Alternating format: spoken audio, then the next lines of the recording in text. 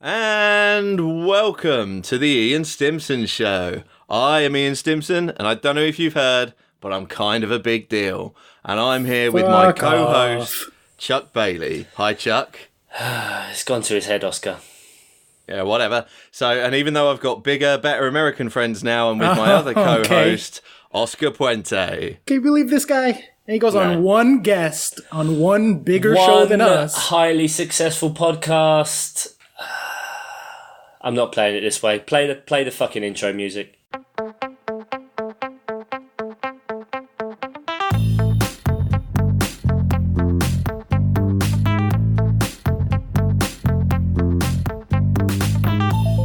And welcome to another episode of the Miles Offside podcast, where we talk a little bit of football and a whole lot of nonsense. My name is Oscar Puente, also known as Footy From Afar, and with me, as always, is my co-host, Chuck Bailey. Good evening. How's it going, Chuck? I am middling to well. You're nursing a whole bottle of hot sauce from what I'm hearing over there. I had half a bottle of hot sauce on 24 wings. Wow. And that was just with your right hand. Yeah, I got a food baby going on. I think it's twins. I'm in trouble. All right, so perhaps it's best if we keep this relatively short so that you can, evacuate as needed. Yeah. I'm actually recording today from the toilet, so... There you go. About par for the course for us. Speaking of toilets, joining us is super producer Ian Stimson, Mr. Fancy Big Pants. Stimmers, how you doing hanging out with the lowlifes like us, huh? The little people. Yeah, got to give you some crumbs off of my table. Mm-hmm. Oh, this is going down well. Yeah. That delicious celebrity runoff. Nom, nom, nom, nom, nom. Yeah. That does explain the sunglasses and leather jacket that he's wearing. Yeah, and he was 45 minutes late to record. It was just outrageous. No notice or anything. Yeah, that's just because I was trying to get my laptop open.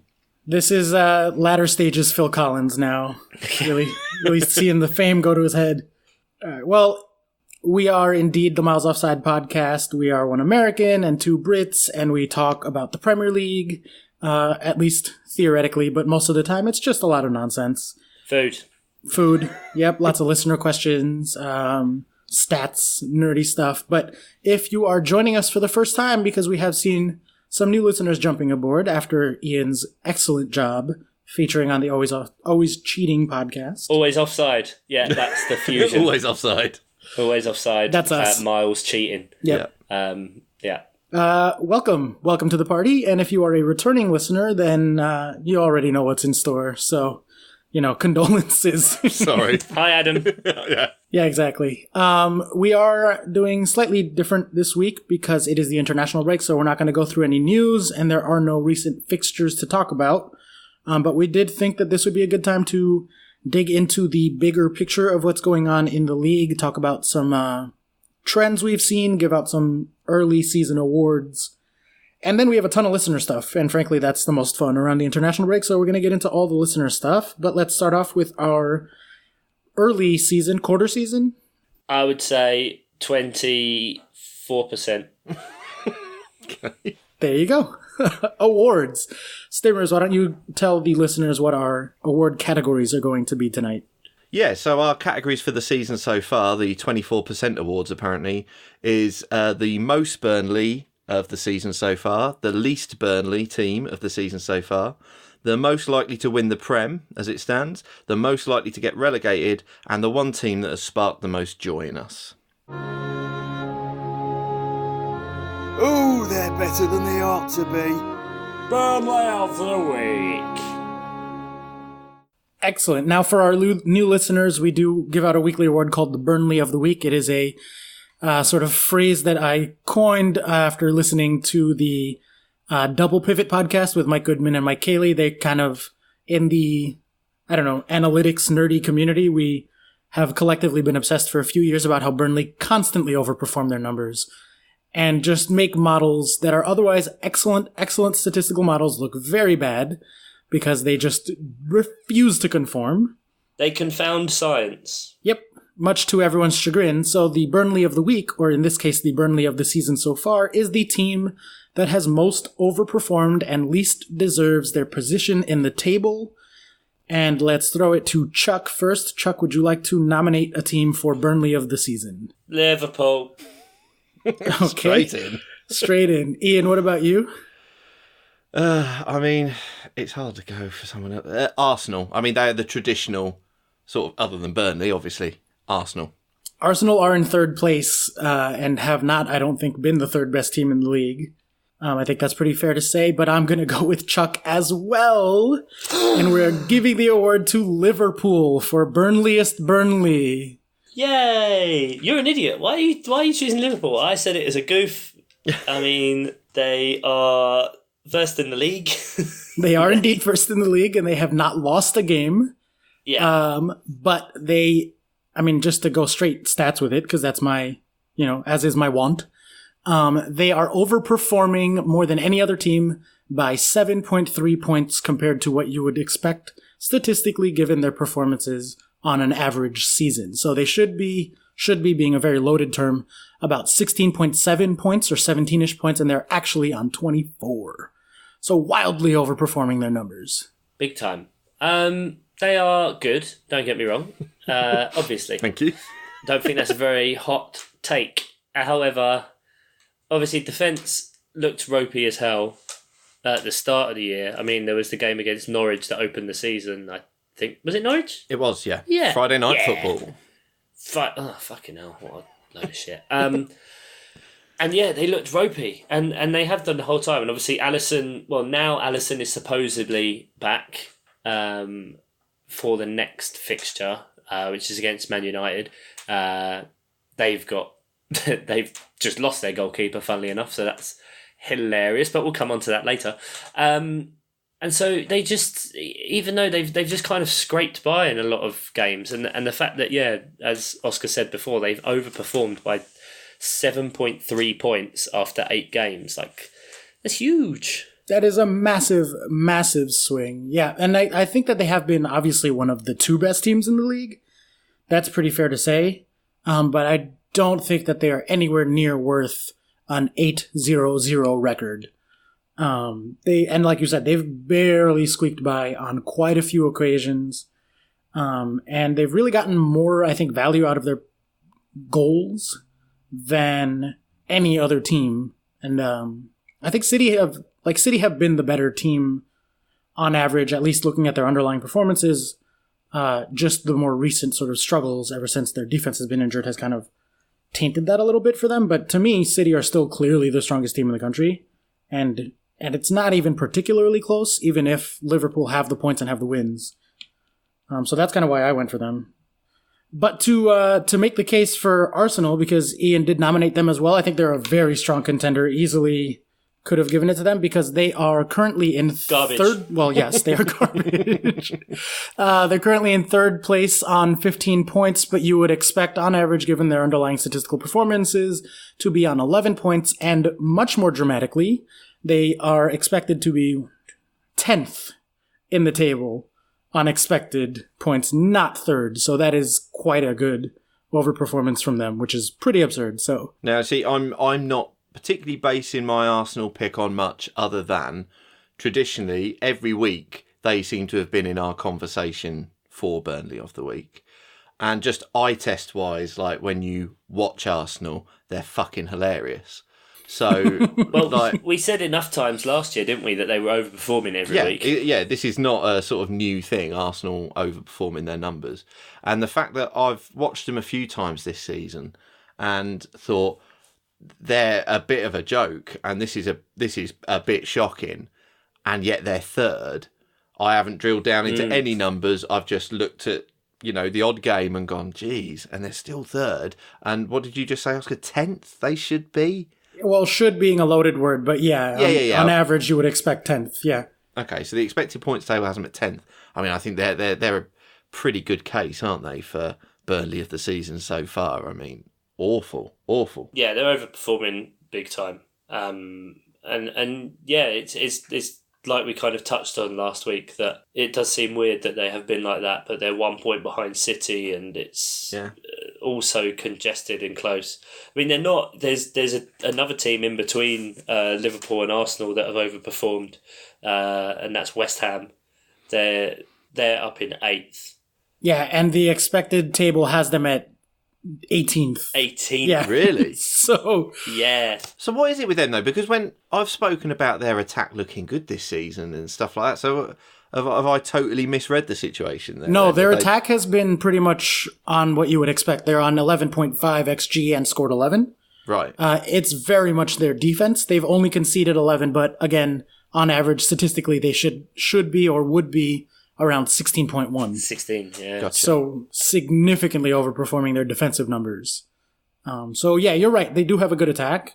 And I do think like as a podcast and as just fans of the Premier League, we tend to focus so much on the top 6 that like we're going to give our award to one of those or it's more likely to give there. But West Ham are a good sleeper pick for that. An honourable mention. Honorable mention, yeah. But you know what? I'm going to actually change my answer. Ian, big superstar over there. You've convinced me. And I'm going to go with Arsenal. So Arsenal are Burnleyest Burnley of the season so far. It's tradition. Arsenal. Okay, fine. Yeah. Wow, he caved. Shit. Yeah, I'll go with it. Fuck it. To be honest, I said Liverpool was a goof joke, and then Oscar agreed with me, and it threw me for a loop. Aggressively and started, showing the stats. But Arsenal have also overperformed on every metric, and you watched them, and they're garbage, and they still have Mustafi. It makes me so angry that they're above Chelsea, honestly, because, like, fuck them. They're not that good. Like, they aren't really, though, are they? yeah. Well, there'll be time for them to sort of fall down to where they belong. Yeah. But that means that it is time now to transition to the next award, which is the anti-Burnley of the year, or of the 24%. Also known as the Watford of the week. Yep. Watford is a strong case here. Watford currently in 20th place with only 3 points, and on expectation would be at around 11, which would have them in 7th on average. Yeah. You know, you're having an issue when you've had more managers than wins in a season. You love slacking off Watford for that. And it's in both directions too. Like, you would look at their numbers and expect about 11 goals. They've only scored 4. So that's so bad. And you would look at their numbers and expect about 15 goals allowed, and they've conceded 20. So They suck. Ooh. huge swings in both directions there. Meant to be 11 points, they have 3. Yeah, it's really dark times at Watford. And we did talk about them a couple of weeks ago as far as like what the hell is going on. It seems like they have a bit of the yips in front of goal. That last final touch, even when they're like clear in, is not going in for them. So they're probably, I think, the easy answer. But to breed a little dissent in this podcast, I'm going to go with my answer for the one, the only Manchester United. I knew it, yeah. It's Hang got on to a be. minute. It's got to be, though. Hang on. Hang on. Let's hear it. Because you've told me enough times now that no, Man United are good and they have statistically the best defence and they're fine. Now you're saying they're shit? No. I'm saying they're underperforming. Nah, you're saying they're shit, man. That's what this award is for.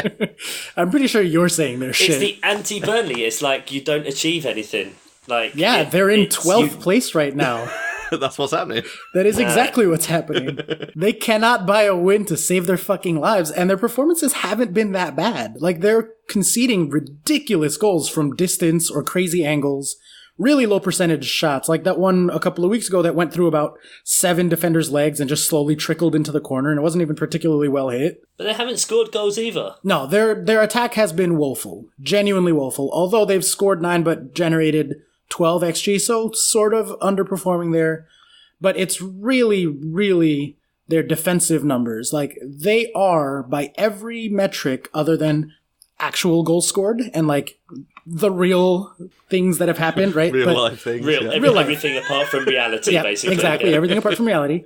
If you're, when you kind of, like, look at luck, basically what XG is a way of sort of measuring luck over the short term and then predictions over the long term. They are, by a pretty wide margin, the best defense in the league so far. They are not conceding chances, and they are especially not conceding chances from high dangerous areas.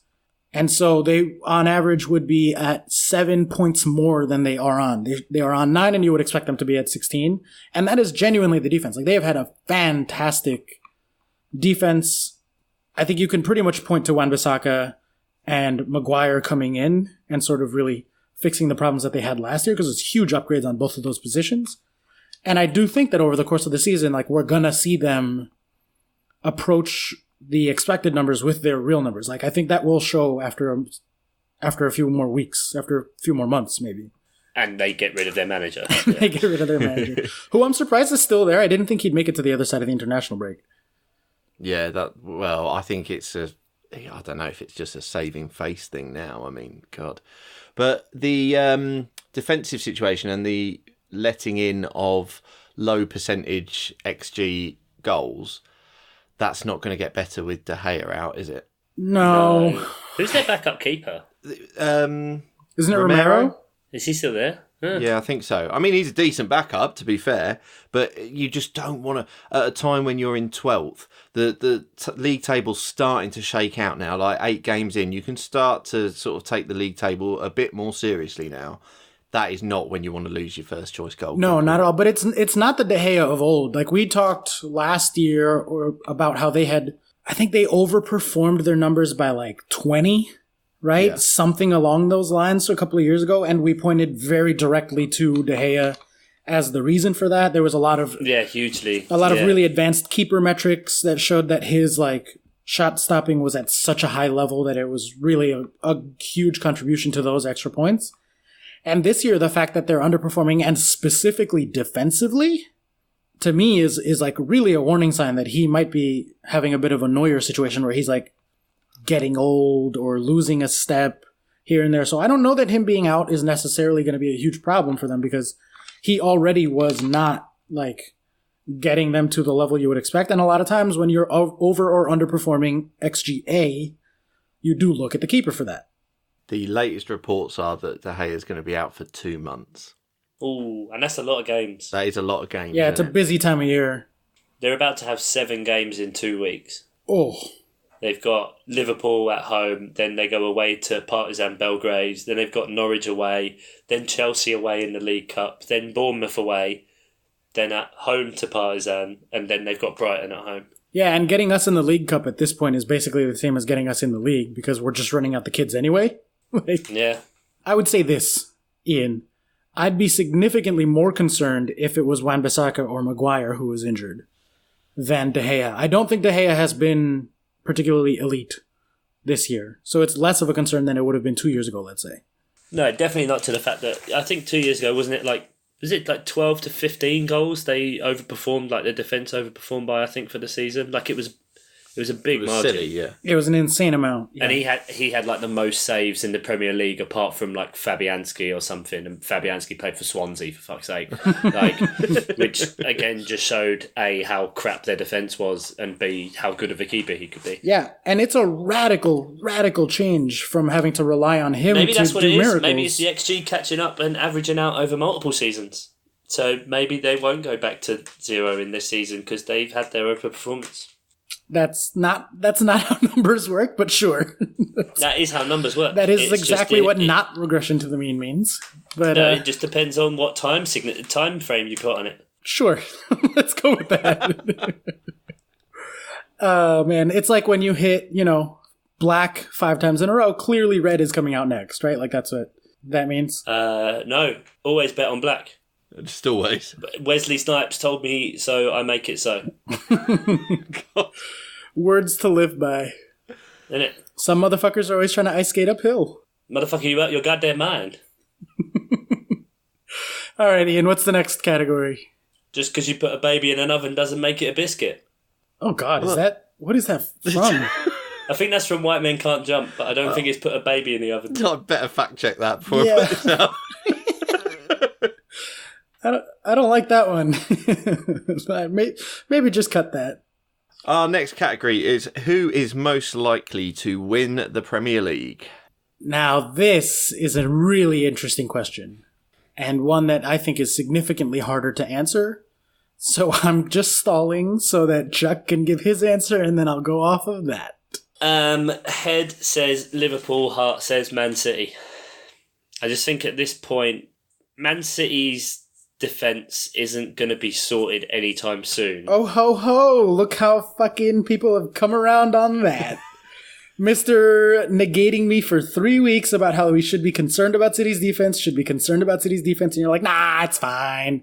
And now it's time for the mid-season awards, the 24% awards, sorry. And you're like, uh-oh, City's defense, gotta watch out. This son of a bitch. It's called picking and choosing whenever I feel like it.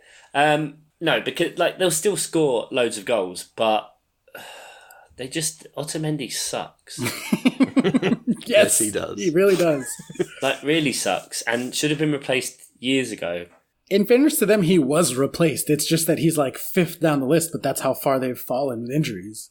He's literally their only healthy center back, and they're playing Fernandinho as the second one. Is really bad times. Yeah, and Mendy's injured again. Is he? Was he not injured for a moment there? Yeah, he was on the verge of coming back and then had another... Trust me, I follow very closely. I've just got rid of Zinchenko, fucking hell. But yeah, it's just... Liverpool seem to be, now with Alisson coming back, will strengthen at the back and still have, they're still playing Lovren, for fuck's sake. And they have Joe Gomez sitting there, what are you doing to that poor boy? And so they've just kind of been scraping by, eking out wins. Yeah.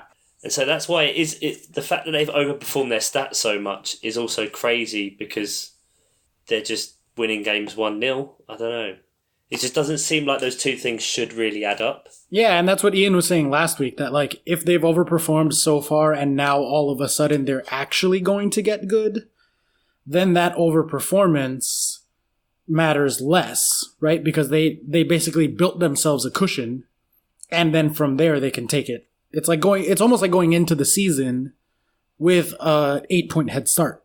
And if they can just be solid from here out, it just makes it that much harder for City to catch them. And I think I'm going to go with you, Chuck, also. I think the head says Liverpool. The heart wants for them to collapse hilariously like they did last year. Like every year.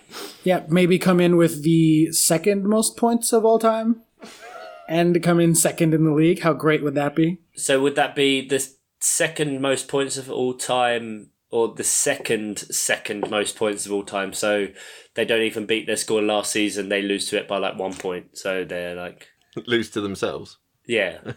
I saw a stat that was the only 3 teams in the last 20 years to have been in first place at Christmas and then lost were... all Liverpool. Liverpool, and Liverpool. Yeah. Oh dear. This is going to make what I say seem silly.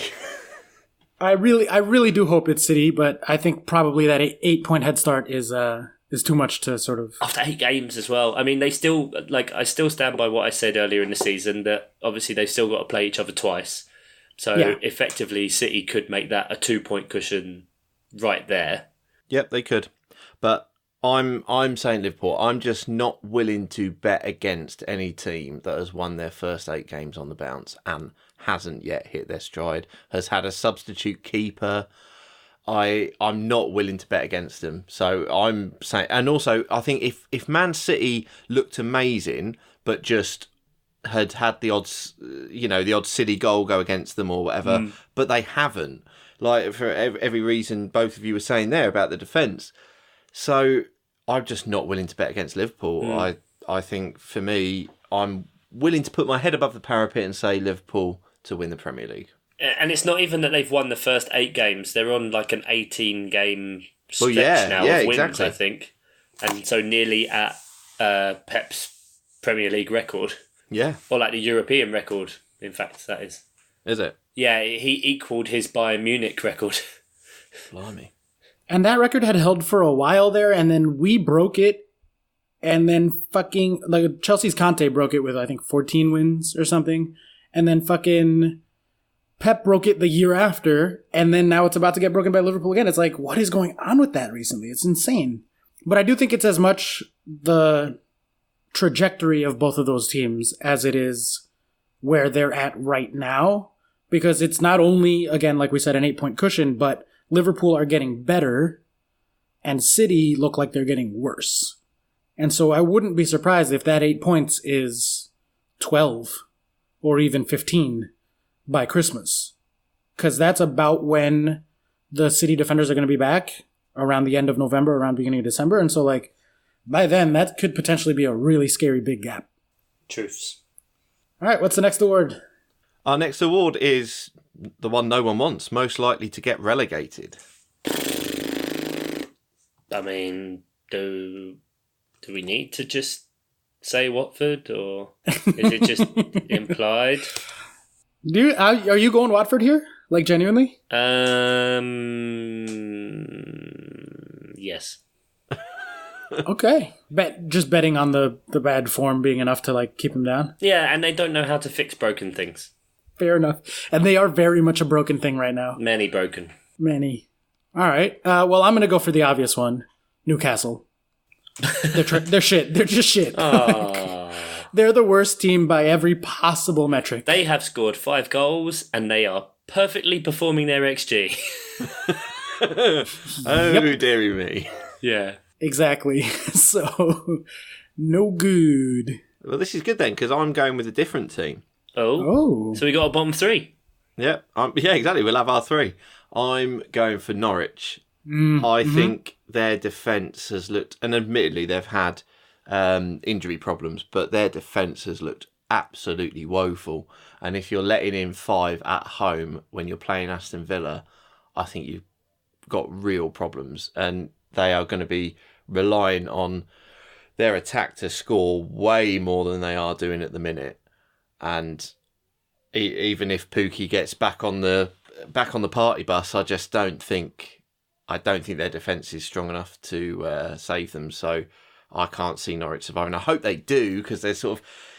I want to see Daniel Farke stay in the Premier League, and I want to see their attacking brand of football stay and that. But I just can't see it at the minute. I can't see him surviving. No, and the numbers do agree with you. They are easily the worst defense by underlying numbers of everyone, and by the expected points, they're just barely above Newcastle in 19th. Right. Okay. So they are pretty much exactly where they quote unquote deserve to be. Like, the expected points have them at 6.4, and they're at 6. So that was almost my other answer.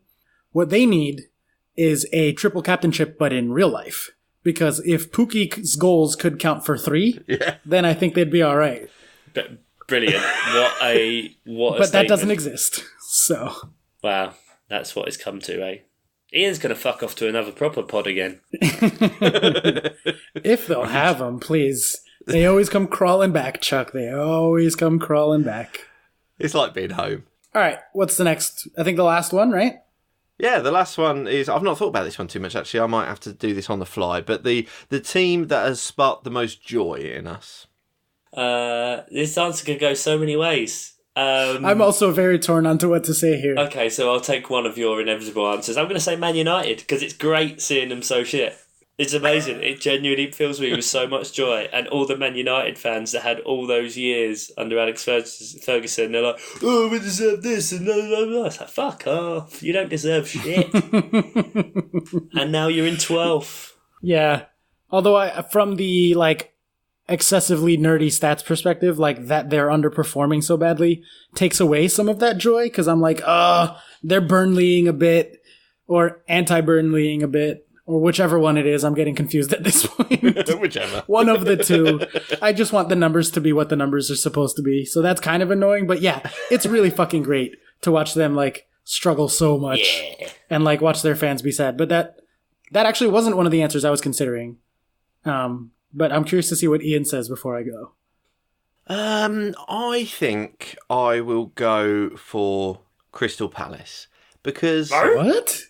Because it's purely personal and it's purely podcast-based. Because they're having their best start ever. They're having, like, their defence is doing really well. And I just like the fact that Chuck can't accept that his team are doing okay. Every week we come back here and he's just fucking slagging them off, and he because can't possibly accept that they're so bad when you watch us play. Damn it, Ian! What? Dude, look what you're doing to Chuck. Okay, you're upsetting him. He doesn't need this. He's full of hot sauce. Okay. He's about to go. He's reverse jinxing you, Chuck.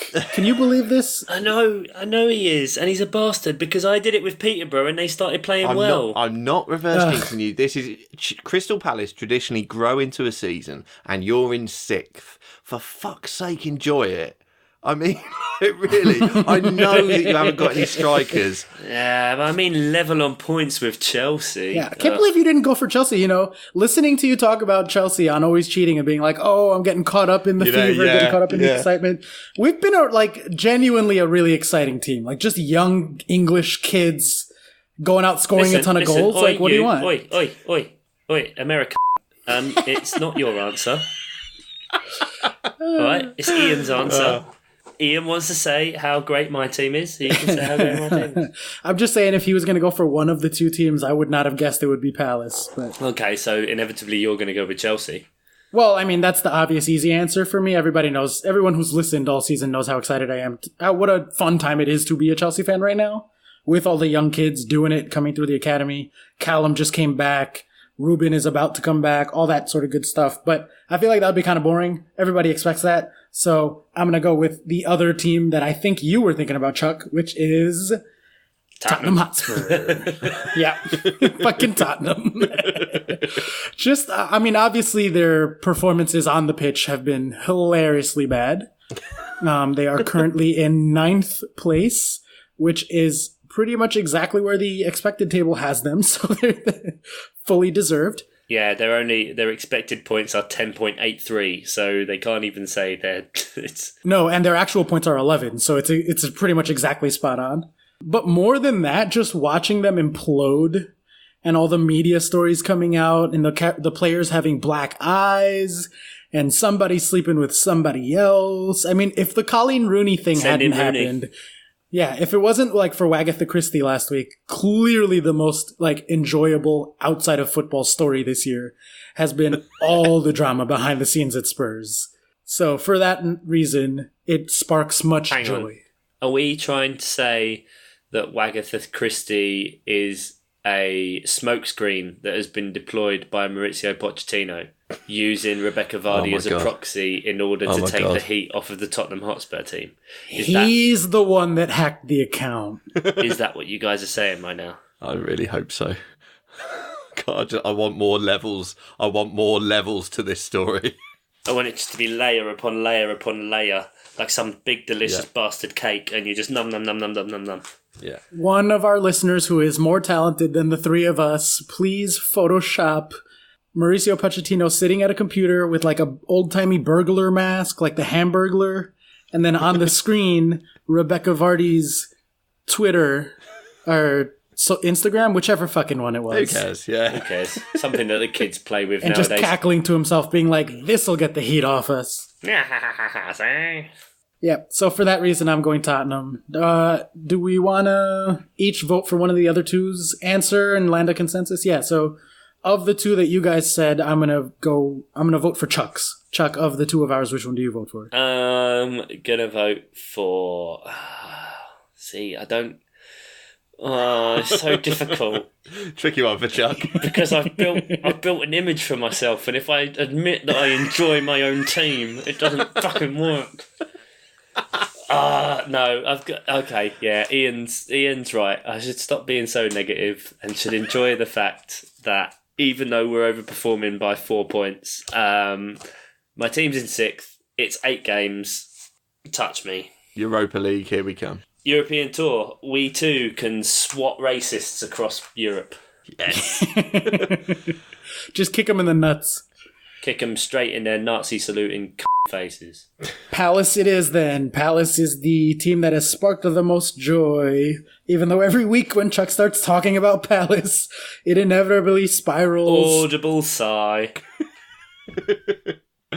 So let's move on before Chuck talks himself out of being happy about Palace to listener stuff. Yes, we've got some listener questions. So first question comes from current Predictor League champion Johnny OG. Question for the pod: has Stimmers become a diva since his newfound fame? I mean, it's not for me to say, really, is it?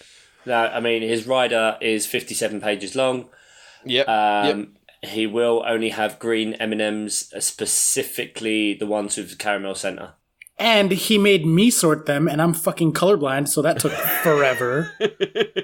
Just cruel and unusual, honestly. Can Chuck sort them? No, it has to be the colorblind guy. It has to be Oscar, because then that way it's inflicted more misery on someone. And that's just kind of what he's about now. It's very self-aggrandizing. Did you listen to the podcast? That was inflicting misery. Yeah. Come on, you did a very good job, mate. You did. Yeah, genuinely, actually. Cheers, mate. Thanks. Yeah. Yeah, all right, well, I said it in public. Fine. Oh, I said it enough to you the other day. Fucking hell. Did you? I listened to it right Well, away. no, didn't I? actually, what you said was, oh, you're getting a lot of love on the socials, so your dick must be like, what was it, have first-degree burns on it by now. The friction burns on your penis must be first degree, yeah.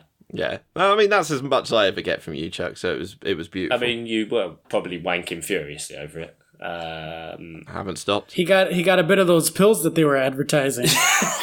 That was just the most beautiful I know. happenstance moment. Honestly, that's only the second time out of all the adverts they've had that they've had an erectile dysfunction advert, and it happens on an episode I'm on. Just so happens that it's when an octogenarian's on, yeah.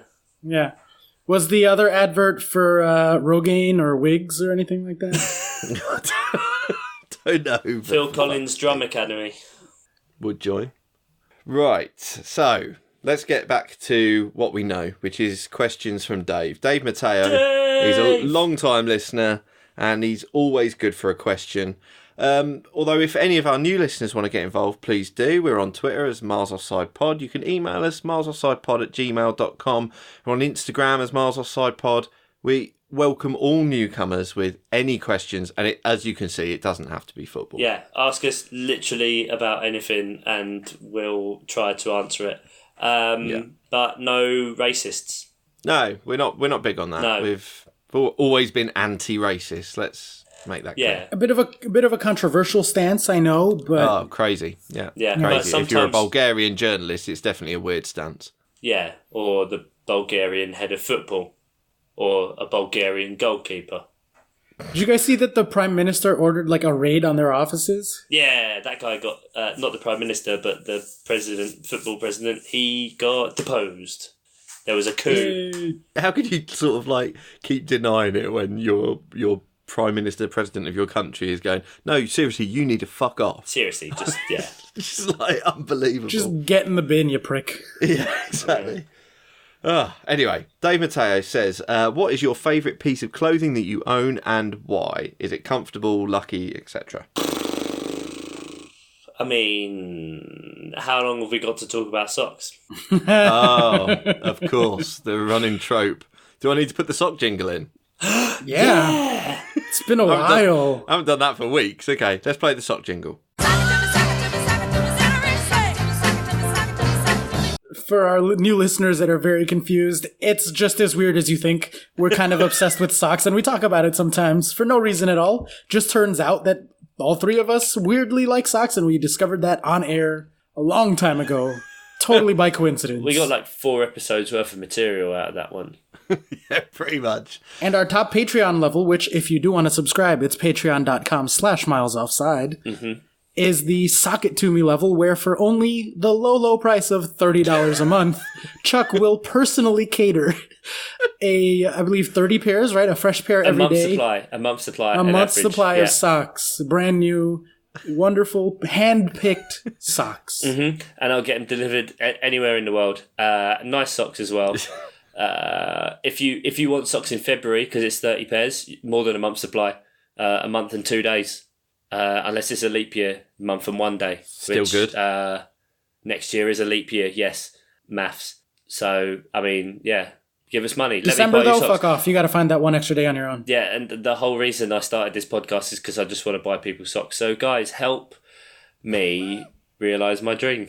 Very weird dream. And I will also make a spreadsheet for you. Yeah, I mean, he tacked Whether that you're on. a Patreon or not, if you want a spreadsheet, just call me. You don't have to take that one if you really want to. It's just, he kind of feels Or you can bad combine the and he wants two, and to. Oscar will make you a spreadsheet where you rate your socks. Yeah, and Oh then my I'll get you God. some socks that have got spreadsheets on them. There we go. Anyway, patreon.com/milesoffsidepod if you want to get involved in that. There are lower levels where we just do extra little mini pods. Yeah, $29 a month, $28 a month. Yeah, I think the entry level gets you like 1 day early release of the podcast, and at least one of us every week does a Patreon special. For a while it was me. More recently it's been Stimmers. At least one of us. It's never really me.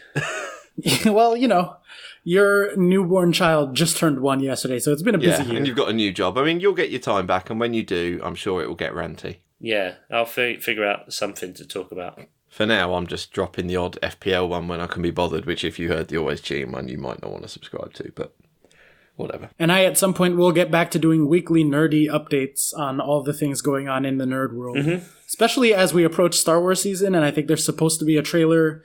It was supposed to be yesterday, now we're probably looking at next Monday, and allegedly tickets are going on sale this week as well for Rise of Skywalker, so... Yeah. So, what is your favourite piece of clothing? Right. So, Wow, it's not usually Chuck bringing us back. You're welcome. Well, for me, I do have an answer to this, actually. Weirdly enough, because as you know, I love like ranking things and making lists and whatnot. So of course I have a favorite piece of clothing. And for me, it is my 2006 Michael Ballack Chelsea jersey. It is the first soccer jersey that I ever bought with my own money because I had an internship that summer. I was fresh out of high school. It's the first Chelsea thing I ever purchased, which if you saw the picture that I sent to you guys like last week when I just moved in and unpacked all my jerseys, I have about 40 Chelsea jerseys that take up most of a closet. And it just has a lot of sentimental value. Michael Ballack, the reason I became a Chelsea fan, the first, my favorite ever soccer player, period, full stop. Mm-hmm. The Asia Trophy arm stickers. Yeah, recount that story for any new listeners. Yeah, so I got overexcited by a preseason goal by the one and only Fernando Torres. I was like, oh, it's finally time. He's going to be good. And I got a Fernando Torres jersey. It was the home jersey. And I clicked, yeah, of course I want the arm patches, thinking that it was the Premier League arm patches. No. And lo and behold, it comes in the mail, and it had the Asia Cup trophy arm patches on the side. So I am the proud owner, I don't know, of a Fernando Torres Chelsea home jersey with the Asia Cup trophy on the arm patches. Only one in existence. Exactly. I feel like that might have some sort of value, weirdly. It's probably the only one that exists. Do you want it? You can have it. I don't want it. Maybe I want it, yeah. Anyone with any sort of connections to old shirt shops, please tell us if... I mean, surely you'll be able to check like sales numbers to see that A, the number of Chelsea shirts with Torres on the back, and B, with Premier League Asia Cup. The Asia Cup trophy. It's one of a kind, baby. Yeah. One of a kind. As are you. I'm going to take that as a compliment. Ian, what's your favorite? Is your favorite piece of clothing like the first shirt? It's one of those dresses that it's what like baby boys used to wear in like the 1920s, and you see them in pictures and you think it goes like a Victorian, almost like Ebenezer Scrooge nightgowns, or those really fancy pants that they wore in like the 16 and 1700s with the socks up to the knees and the poofy sort of thighs. Yeah, get him a Jacobean ruff. He'll be happy as anything. If it'll fit around my chins, absolutely. Surely it would streamline your chins. You could almost tuck your chins into it. Yeah, maybe that's the key. Come on, Ian. I'm sure you've got a concert shirt or something. Oh, okay. Yeah, that's a good one, actually, because I hadn't thought of anything. I was literally going to say anything that will fit these days. That doesn't just... so self-deprecating. Trying to bring yourself back into our good books after your diva performance.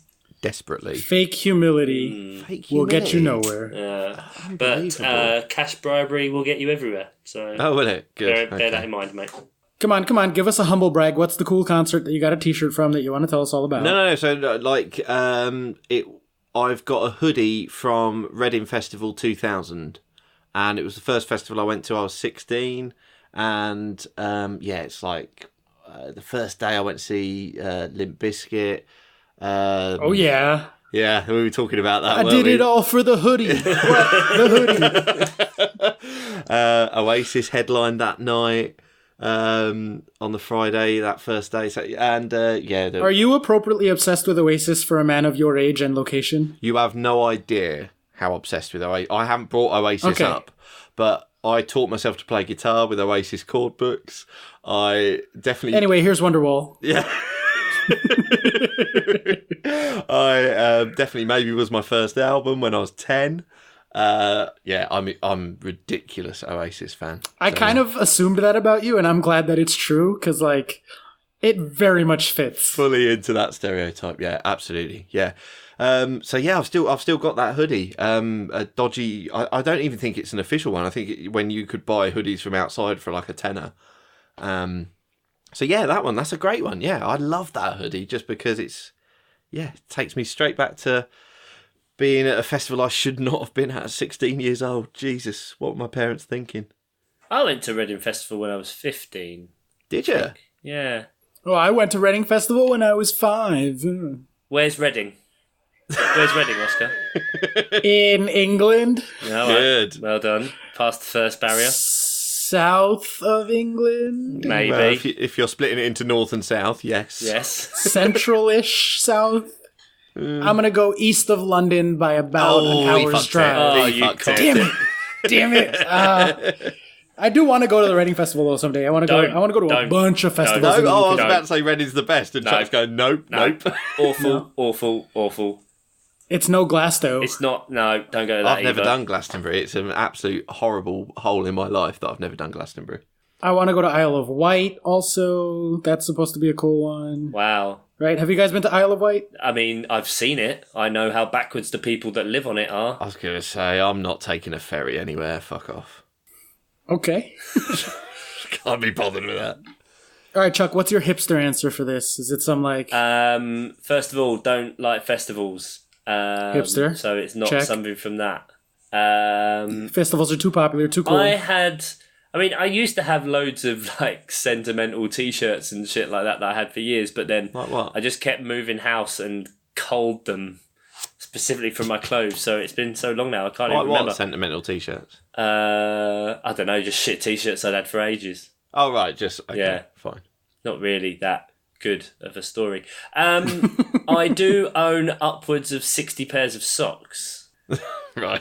Yes, we did. If your answer to this question is your favorite wank sock, please keep that to I yourself. I don't- don't need to know about it. Can I just not to? I know we talk about some disgusting shit, but this is just.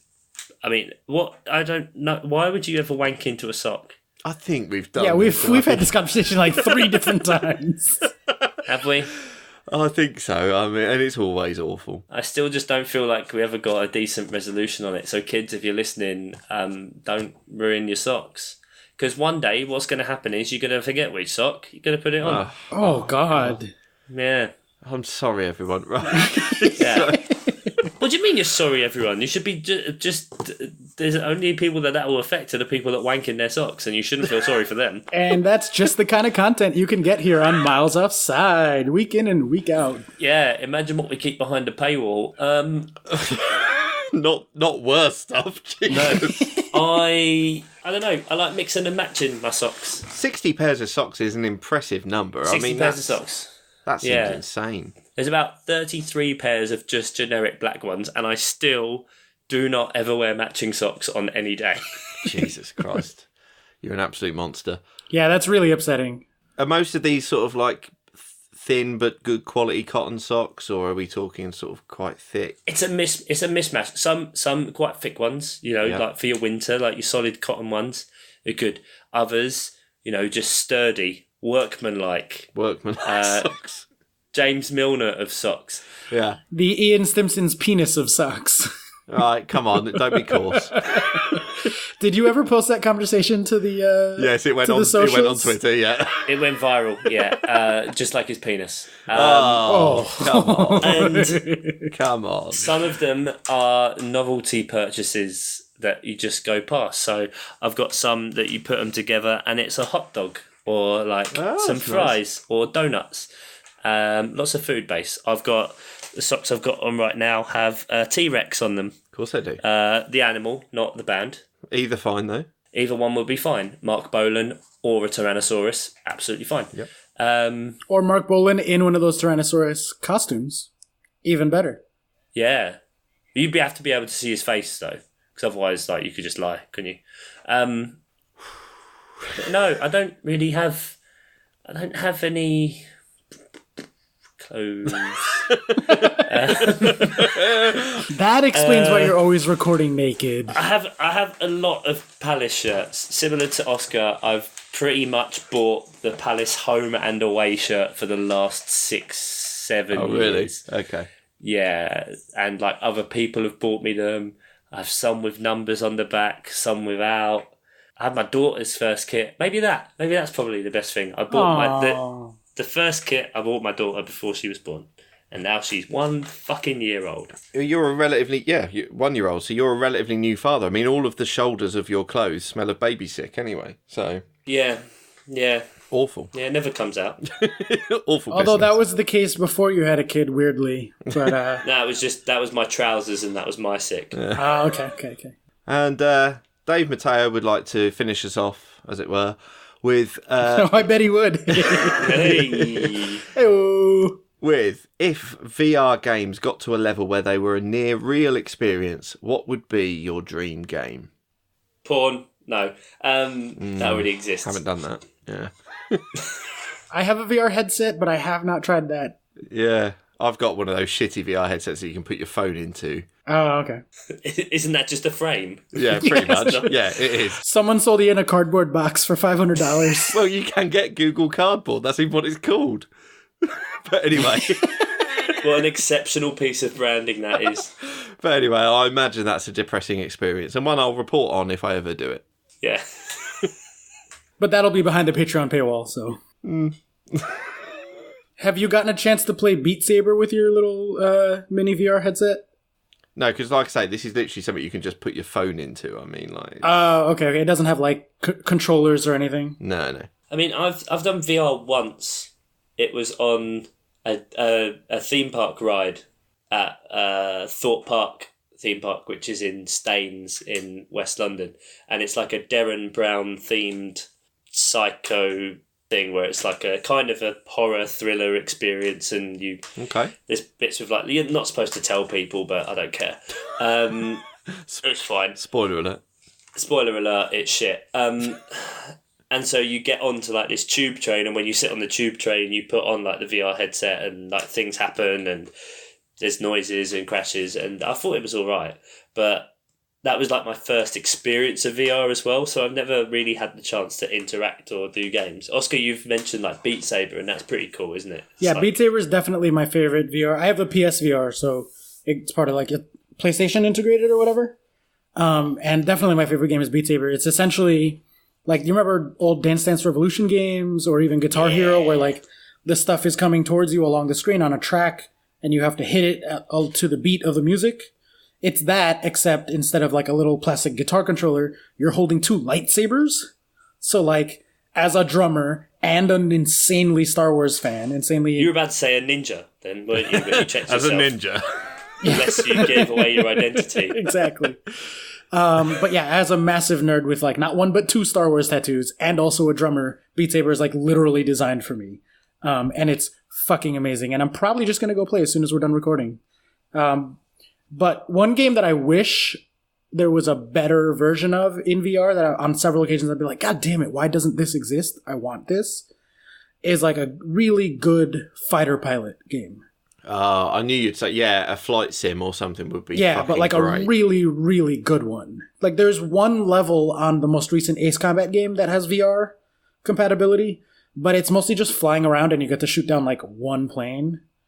And even then, it's like really cool. Like when you go out to the runway and you sit down and you're like, holy shit, I'm in the cockpit of an F-16. And you look down and it looks like an actual F-16 cockpit.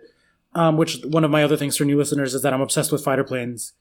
And like I go to museums for them and I do know all of like what the insides look like and stuff. And it's really well done. But it was like 1 10-minute level. And I was like, no, come back. I want more. So I want like a whole immersive thing.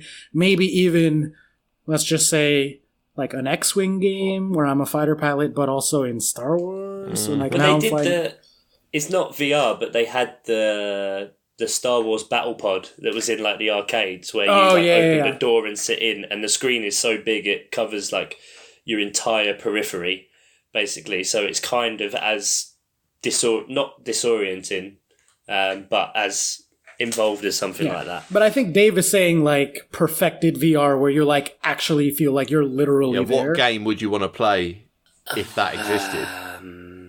Is there something to be said for like a Grand Theft Auto like game where you can just live out sort of in ridiculous, awful things? Well, what I was going to say is potentially that, but I mean, if you want to go for beating up prostitutes to get your money back, Ian, that's fine. Fucking hell! Look at the fame going to his head. I know, right? He's already gone through he's gone like 7 steps ahead in like a week. He's Charlie Sheening already. Jesus. Yeah, he is a falcon. He is a giant eagle. The tiger's blood is in him. Yeah. Is to do. Remember way back when we spoke about Oscar's game of being able to punch like 3 people a day? Oh, yeah. Imagine if that could just be the game, but you could like synthesize people you knew into it. So you could punch your boss or something. Actually do that and go around and punch 3 people. Yeah, that was quite a while ago, so I feel like I should give a brief summary of what that is so that new listeners from both the beginning of this season and also this week don't think that I'm just going around punching everyone. I think that question was like, if you could make one rule as like king of the universe, what would you do? Or something, I don't know, but I said that you should be allowed to punch 3 people a day, and you have like a card that they scan that like, so then you're not illegally punching more than 3 people, but for any reason at any time, if someone's so I think my example was like, I get really frustrated when people are idiots on the escalator and stand on the wrong side. Yeah, it's so like, you can punch them in the back of the head. Fucking move over. I'm trying to get up this escalator. What are you doing? I would just give them my punch card, literally a punch card, and then whack them in the face. And then if like they continue to do that, 9 other people will punch them in the face, and they'll learn their fucking lesson real quick, and nobody will be standing on the wrong side of the escalator anymore. So that's what that was. Yeah, it's like a happy middle ground between life as we know it now and the purge. Which is what we all want. Yeah. What, Tetris, Ian, for you? Pong. Oh, I see. Yeah, back to classic games. Yeah. Pac-Man, because you can walk around and pretend to eat everything. And Pac-Man is bald. Fuck me. Right, okay, yeah. Big and round. When he says game, would it be like... Because you know how they can do those VR things where you're in like a massive warehouse and it can like track you and you can actually walk around. Yeah. In the stuff by using like the cameras, etc. And does he mean like that? I'm picturing like a Ready Player One situation where like you're in a pod, but it's set up so that you can actually run and walk and jump. I want to do that. I want to be in Ready Player One. Not the film, the book. Either one. The film wasn't that bad. It's nowhere near as good as the book. No, sure, obviously, but like, just so basically, yeah. If you lived in the Oasis, what would you do? I guess is another way to phrase this question. Maybe Sword Art Online, because then you can deal with all the people who. I mean, I'm saying this is very niche. Has anyone seen Sword Art Online? Nope. It's an anime, and it's similar to like Ready Player One. Everyone's in a VR game. They start playing. They get into the game, and then they realise they go to the menu to quit, and they can't quit. And then they go in, and everyone's stuck in the game. And then when you die in the game, you die in real life. And it's just how they go on from there, etc. It's very good. But like seeing people freak out and lose their shit, but being the one person who can come out of the game, that's what I want. Or food. Food? Oh, you get to eat whatever you want, and food game. It's like... So I guess at a certain level, like VR gets so advanced that it might as well be the Matrix? Yeah, I think that's what we're talking, basically. Yeah, it essentially becomes like a real-life simulator, yeah. And we're using it to eat food. Yeah, something you can do in real life, yeah. Yeah, that's about right. Okay. I'm like, I want to fly a fighter plane. Chuck is like, want to eat a sandwich. All right, and let's just row back a bit. I don't want to beat up prostitutes. I just want potential serial killers. No one said that. I don't remember saying that. Well, Oscar, did you say that? I didn't say that, no. But if he is, methinks the lady doth protest too much, no? So what do you want to do, Ian? Is it just that you can smash up cars and go? Because I just wonder about that sort of thing of having an outlet for people who might be violent or whatever to just do that sort of shit in VR. Is there any sort of play in that at all? I think there's a possibility that... I mean, it could actually then help to make real that myth that video games cause like violence in young people. And it's going to go one of two ways, isn't it? It's either going to make things much better or much, much fucking worse. Yeah, and then we're just into a purge situation again. Yeah, exactly. So. Fucking love the purge. You want the purge to be real, that's your dream. I want a purge to be real, that's fine, but I want to be able to just go away from where the purge is. Oh, a yearly digital purge. We all log in at the same time for 24 hours and just fucking do all the crazy shit that you want to do. Then you get all the benefits of the purge, but you're not actually murdering people. Yeah. What would Rebecca Vardy do? Well, I've got a wristband that says that. What would Rebecca Vardy do? Just to remind myself. Oh, dear. Right. Let's wrap on those listener questions now and take it to our FPL team. And Chuck, do you want to explain what we've been doing this year with FPL? You've been losing at it? Right, fuck off. Last place. First two, worst. First two. Oh, wait, you weren't first last year either, were you? Nope. No, you weren't. But I'm worst to first. No, you're not beating the pod team, which is my team. And what is the pod team, Chuck? Fucking hell, do I have to spoon feed this without ever... he's been on one proper podcast and he can't ramble anymore. Ooh. It has to be to the point and succinct and follow a structure. Basically, what we did was, because... Why did we start this again? I don't know, I thought it was your idea, I can't remember. It was my idea, wasn't it? So we got asked to be part of the FPL Roundtable League of Extreme Stupidity and Genius, which was effectively they asked people on like FPL Twitter and people with podcasts specifically to go in and enter their team and kind of compete in there. And we couldn't really be bothered with the admin. So I came up with the idea of putting it forward as a full-on kind of crowdsourced team. So we've put out polls to decide our original team, captaincy choices, transfers have all been decided by you guys, apart from when you've made really stupid decisions and we vetoed them. We just came off of our wild card, which was a load of polls as well. And we're doing all right. It is doing all right. Compared to a lot of people, and by a lot of people, I mean me. All three of us? And yeah, all of us. Hey, I'm not that far behind it, all right? There's a pretty sizable gap to you two. I mean, we're on 452 points for the season, which after 8 game weeks is, 56 points a week, which is pretty good. We've had a few good weeks, a few bad weeks. Haven't really taken off much since the wild card. No.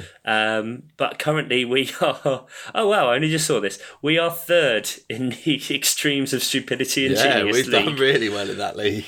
These guys don't know what they're talking about. Planet FPL. Oh, no. Wow, yeah. We're only 1 point behind Alan from FML FPL, and they're a very big podcast. And I'm like, yeah, let's get it. Let's get in there. They know stuff. And, look who's down in 11th. That guy from Ian's other podcast. Brandon is... Don't slag him off. Down. Yeah. No, not at all. He's lovely. And they're also only about 12 points behind us, way down in 15th. So, No, exactly. Nah. So we did that, and we've been putting out some polls. We haven't done any yet for this week, standard. I wonder whether, because obviously we've got a few more FPL type listeners now. Maybe the crowdsourcing will go even better now. Maybe we'll be even better, or maybe now they'll get hyper competitive and sabotage. That's not what I want. All right, so come on then. We're each suggesting a transfer for this week? And so we've got 2 free transfers. So, yeah, do either of you guys want to suggest what we do this week? Yeah, I have one. Go on. Why the fuck do we not have Callum Hudson-Odoi yet? Oh, okay. So what's the specifics? We're sitting there with Mike McGinn in our team for 5.8. And hold on, let me pull up his returns. First of all, his name's John McGinn. So... John McGinn. Mike McGinn is a kid I went to high school with. Mike McGinn. I was going to say. Shout out to Mike McGinn from New York, who I went to high school with. Mike. Hey, Mike. Yeah, no, not that Mike. Different Mike. A lot of mics at my high school. John McGinn, who plays for Aston Villa, and yes, he had 2 good weeks recently, but I don't really think that he's a particularly good pick. And also, Callum is only 0.1 more, and that is a ridiculous bargain. Chelsea have been the probably second or third best attack, depending on which metrics you're looking at, in the league, and all of our players are dirt cheap. You're going to tell me you can get a main component in the second or third best attack in the league for only 5.9 and you don't want to bring him in? Come on. Okay. Well, I just think it's more that we can wait a bit. Your position is that we can wait on that Hudson-Odoi transfer. It doesn't have to be now.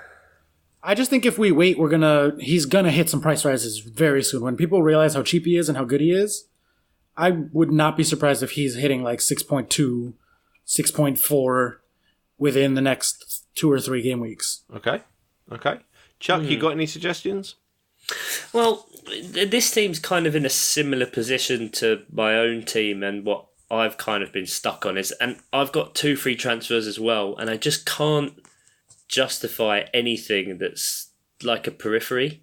To get rid of Callum, we'd have to get rid of Tomori, I guess. Which is the exact same drama I'm having with my own team because I've got Tomori. How has this team just become the same as my team as well? Oh yeah, Jesus that's Christ. the point. So we can't do your transfer. Well, we have 2, so drop Tomori. Okay, so you got to give us the other side then. So okay. Well, I don't know how much we have in the bank, but hang I don't on, know. 0.5. So if we drop McGinn to get Hudson-Odoi, We've got another 0.3, I believe. So Yeah, we've got up to 4.9. yeah, so you can defender. go up to exactly. So you can go up to 4.9 in defence. All right. Well, what about Peters? Do we have Peters yet? No, we don't. So yeah, Peters. So Tomori to Peters and McGinn to Hudson-Odoi. Okay, lovely. Yep. Yeah. Because Tomori has been our best defender so far, but Rudiger still isn't perfectly healthy, and that seems the most like for like to me. And also, our defense is not good. So why do we have a Chelsea defender when Chelsea's attack has been so good? And so it makes sense to get in a Burnley defender who's yellow flagged and only 75% ready to play. Well, whatever. Makes Pick a perfect 4.5 defender. I don't know. You guys do that. Well, should we put that on the poll? Should we put that on the poll then? Tomori to a 4.5 defender. Yeah, exactly. Fine. Yeah, Okay, I don't know cool. which one. Yep, but- fair enough. Willems. Let's get a Newcastle player back. I want Alan St. Maximan. Do we have Lundstrom yet? Yeah, Lundstrom's we good. do. Of course we do. We've had Lundstrom for bloody ages. All right. Damn, this is... I know what I want to do. Yeah. Right, so we've talked about him being garbage for ages and City not being able to defend, so I would get rid of Nicholas Otamendi. Okay. And also, because his team are garbage, and we've been talking about how they're shit for ages, I would get rid of Timu Pukki. So I would get rid of those 2. And then, because I kind of mentioned him last week, and they've been playing really well again, and they've kind of come into a bit of form, especially after beating City, get Raul Jimenez in. Oh, I do like that. I Because do like he's that. started off the season at 7.5. Yeah. He somehow, since his 10 points against City last week, he's actually dropped another 0.1. How the hell does that work? I don't know, Raggy. So he's down at 7.1 now. That gives me 5.8 million. And then I'm just going to scroll down highest scoring defenders until I see one who isn't a shit muncher. Wow, there's a lot of shit there. Go for a 4.5 and keep the money. Why spend on a defender when defenders aren't good this year? Yeah, I'm going to go Jethro Willems because I like his name. That's very specific. Okay. Yeah, and he's got a few assists for Newcastle. Can't be that many. His last 3 appearances against Liverpool, Brighton and Man United, 7 points, 6 points, 12 points. Wow. Oh, Okay. that's not bad. Yeah, and he didn't play in the Leicester 5-0 dicking. So I'm Make going to him go... my 4.5 also then. That's a good answer. No. You pick your own. No. Yeah. Pick your own. So I'm going, Otamendi and Pukki to Jimenez and Willems. Okay. So I didn't expect you both to go for using both transfers, but that's interesting. I'm also going for using both. Go I on. take a points hit pretty much every week, so I don't know how you didn't expect that. Yeah, maybe I should have. I'm surprised you've not said let's do 4. Yeah. Every transfer. All the transfers. Still beating both of you, so fuck off. Yeah, no, I'm in no position to talk. Not for long. But I'm convinced my appearance is going to shoot me up the leagues now. So I would get rid of Aguero for Aubameyang. Fucking crazy. No. But Aguero was in a car crash. I just... Again? What do you mean again? Was he in one before? Huh? Yeah, he was in one last year. before, yeah. Oh, someone needs to take his licence off him. I just want back on Aubameyang. So that saves a little bit of money to go from McGinn to Maddison. Oh, We've got the exact money for that as well. So I do love when it's the exact money. Yeah, I do as well. yeah. So, I like it when Ian's suggestion is going to get priced out by the time I remember to put up this poll. No, we need to put up this poll soon. No, we should be all right because McGinn's. I think most prices of the ones I've said look pretty static, except McGinn, who's probably going to rise. So hopefully we'll be all you right. use your cheating app to look at that. FPL statistics, yeah. Yeah, where you cheat. Yeah. Fucking cheater. And he still can't beat us. Open to Yeah. everyone. Oh, is that why they had you on Always Cheating? Because you use that cheating website to try to help your team? Yeah, and he's literally always cheating. I mean, it's literally open to everyone. I mean, and it's not always right as well. So it just means you don't cheat very well because you're still losing to all of us. Just a bad cheater. Yeah, all I'm hearing is excuses. Fuck off, I'm going to win. Right, Aguero to Aubameyang, McGinn to Maddison. That's mine. Okie dokie. So that's our 3. I hate that suggestion. Do you really? I really hate that suggestion. Listen, Oscar, we put it to the people. Fine, fair enough. We put it to the people, and like with 95% of these votes, they'll pick my option. They do seem to often go for your option. A man of the people. So we will get those 3 suggestions up onto the Twitters. So just as a reminder, and to see if I can remember what they were, Oscar's was Tomori and McGinn to some shit munching defender and Callum Hudson-Odoi. Yep, it's that guy named Williams. No, you can't take my answer. Sure That's can. my answer. No, he's my you answer. can't. Well, I'm not putting it. My suggestion was Otamendi and Pukki, because he's had enough, for Willems, and Raul Jimenez. And Ian's suggestion is to ditch Aguero and John McGinn, that he defended for ages and is now trying to get rid of. Yep. Bit suspicious. That's why you're not doing very well. And getting in Madison's and the Boomerang. Or what is it? The dehumidifier. Sorry. The dehumidifier. There you go. He listened. I did listen. Thank you very much. So we'll get that up on a Twitter poll for all of you guys to vote on and help lead our team into a brighter future. It's beautiful. Poetic. We were going to do a rundown of fixtures, but we can't be bothered and it's quite late and we've all got work very early in the morning. You've all got Google. You can all see it yourselves. So, anything else to add? Man United are going to win. Chuck, eat shit. No, they're not. No. But Crystal Palace are going to beat Man City. That's what's going to happen. So, thank you very much, gentlemen. It's been a pleasure as always. Ian, it's great to have you, down here with the normal people. Who's normal? I'm off to do coke off some chorus girl's arse. There we go. He'll probably edit that bit out just in case his wife listens. Yeah. Thank you very much, ladies and gentlemen. Take care and goodbye.